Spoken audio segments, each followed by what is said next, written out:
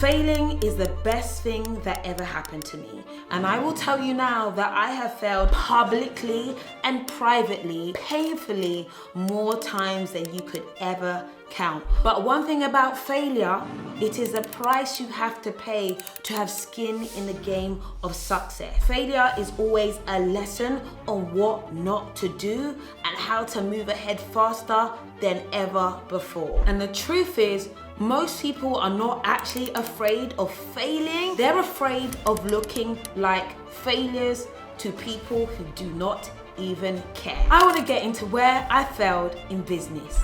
Loud, money loss, websites closed, contracts, suing, and more. If you guys don't know, my journey has always been around entrepreneurship. Yes, you see me as an influencer. I work online now. I make content, of course, but I have had multiple businesses, have run still multiple businesses, and I have failed on multiple businesses. Up until last year, a new business I started, I will tell you, has failed. So let's take it back to 2015, my first ever company. I started to build some influence. I had just quit my job. I started a hair extensions brand. If you guys remember why hair, let me know. I will tell you, I was the first girl in the UK, if not Europe, to start a hair care brand. The receipts are there. I don't know who I thought I was. I didn't have any experience in e-com. I didn't know anything. And I knew I had an idea. My idea was to take away this idea of naming hair by race and let's name hair by texture. And I'm gonna keep it real for you. My first company that I launched with no experience was making 200 to 300,000 pounds a year. Yes? That was the first company 10 years ago that was making me hundreds of thousands. I'm not new to this, but I was new to it then.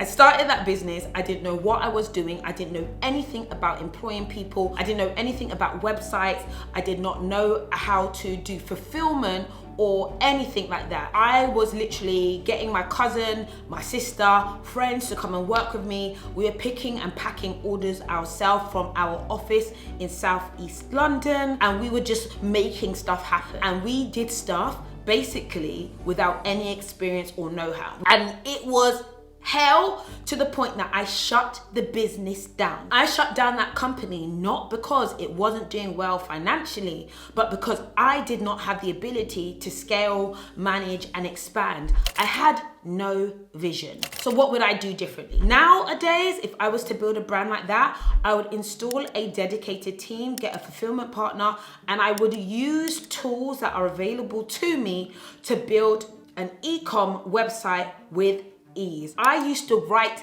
HTML. If you guys know what HTML is, if you know what WordPress is, this is millennial behavior. I was building and coding websites myself without website experience. I would use a tool such as Lovable to build an e-com website that moved with ease.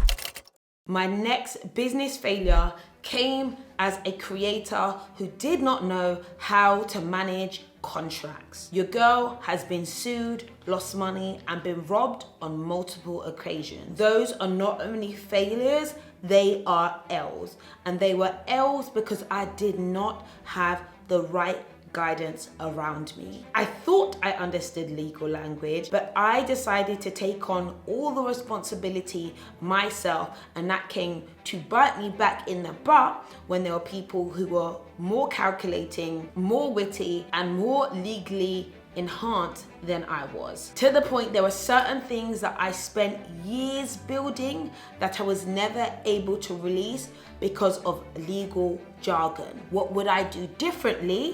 Get a lawyer. Get a lawyer. Next up was building and investing in specifically an app that did not work for me. If you guys don't know, I launched my Break platform where I talked about financial literacy based on my accounting experience and based on the fact that I've built businesses and I've made money online. This again blew up so large, I didn't know what to do with it. I ended up building a digital download that everybody loved. We'll say 30,000 people loved this digital download, right? That's a lot of people. And off the back of that, I decided to go and build an app by myself. Is the developer in the building? The developer was not in the building. I didn't know anything about GUIs. I didn't know anything about wireframes. I didn't know anything about design. But I did know somebody who connected me to somebody who told me they could build me the world in the world of apps for the beautiful fee of $50,000. Do you know what I did? That's a bargain. I'll do it.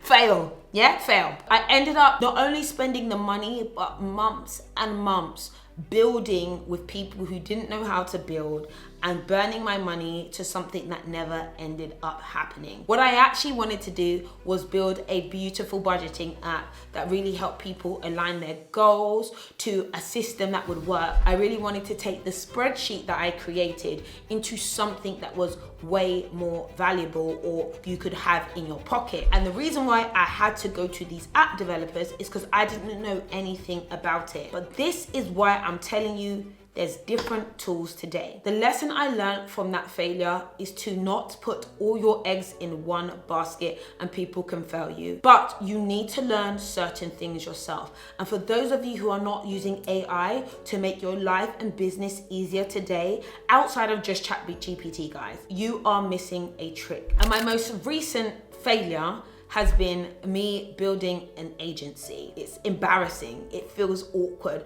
And this is one where I took on people. And obviously, if you guys know, I've had an amazing career as a creator, and my phone is the speed line for the UK and European creators. For many of them, they call me every day, contract issues, deal issues, this is happening, management issues, and they wanted support. I would even had agents and managers who were working at other agencies coming to me to say, Patricia, create something. And I had run away from the idea of running an agency for a very long time because I just didn't want to do it. I didn't want to put my name against it. I didn't want to manage people. I didn't want to manage other people's careers. But I trusted in the team that I brought together, and that didn't work out. And it's kind of like, wow, my God. I just feel like I released that failure. It was something that I operated in for a year. I moved it on. We actually have a new owner of the agency, and it's absolutely amazing. And the lesson I learned from that failure is that people are crazy, number one.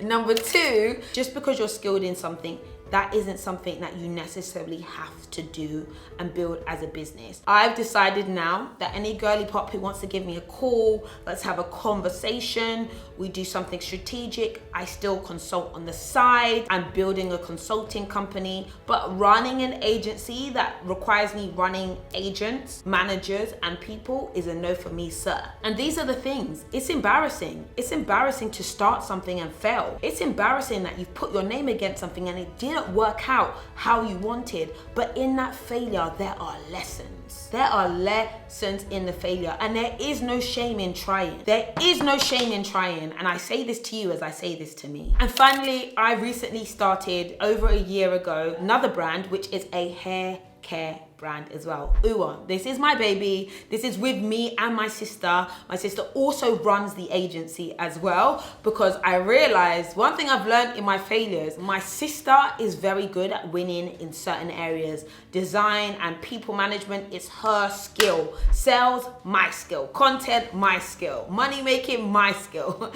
Creative and people management, Maureen's skill. But we decided to build a small baby together in the world of hair care. She really runs and owns this, and I'm so proud of everything that she has done. And this is one that is a slow and steady, where we are really enjoying the process. It is not failing, it is growing, but we are doing things a different way. We are not going beyond what we are able to do, and we are still focusing on other areas of prioritization. This is going to be a slow and steady burn because we have an amazing product that works really well, and it's building and having its own audience and market that is not anything to do necessarily with me. But I do know that we put blood, sweat, and tears into the product.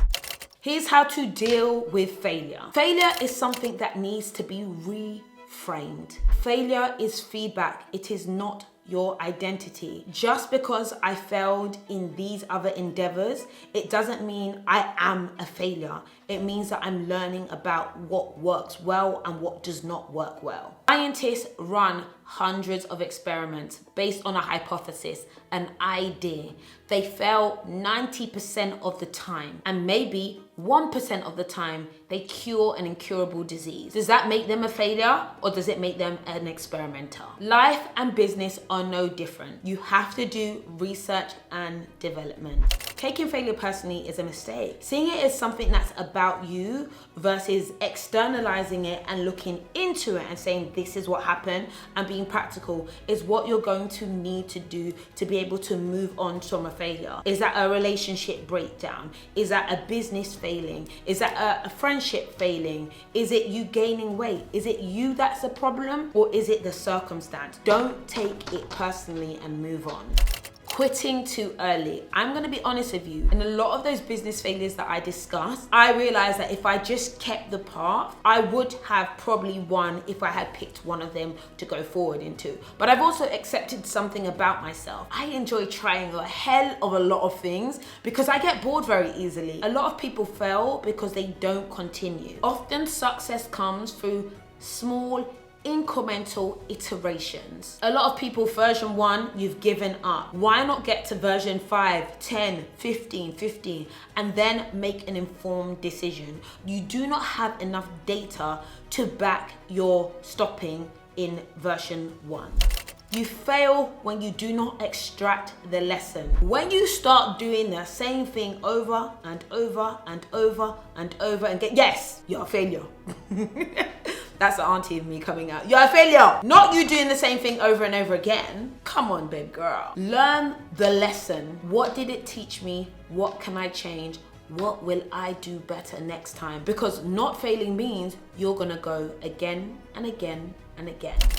To win in business, life, and love, you have to detach yourself from the outcome. Do not make this about your worth or what people think, but fall in love with the process. And this is something that I have learned to do in business. I now love just creating and just trying, and I see the dollars roll in, I'm not gonna lie. Start setting failure quotas. For example, if you want 5 wins, you might need to try 50 times. And every time you fail, write down what are you going to do differently. Failure is not final.